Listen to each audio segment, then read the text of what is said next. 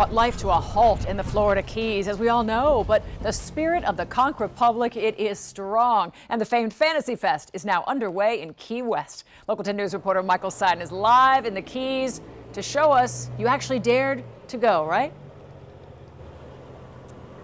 Absolutely, Lori. We just got back from Key West, and let me tell you, the festivities are underway. But it's interesting, talking to a lot of tourists who traveled here just for Fantasy Fest, they said they were a little disturbed by what they saw traveling down to Key West. They saw these huge piles of debris, a lot of this stuff hauled from some of the hardest hit neighborhoods. But let me tell you, this is not putting a damper on the party.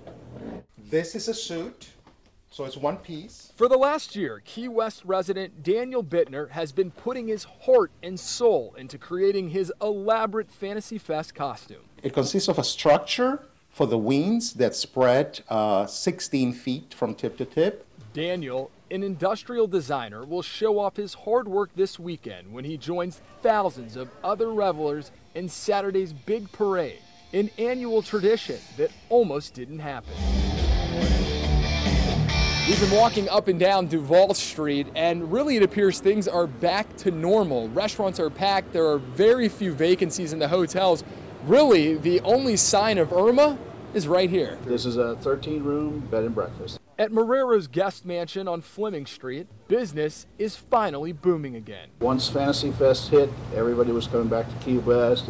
Most places I've talked to are fully booked. I've always wanted to visit Fantasy Fest. Brock Tharp is here visiting from Minnesota, telling us that he never thought twice about canceling his trip. The way I figured it is they'd probably still put something on, and the people down here could probably use my money. Billed as the biggest celebration of the year, Fantasy Fest is expected to generate $30 million in revenue for an economy that's on the road to recovery. People are staying not just in Key West, but truly all over the Keys for the festival.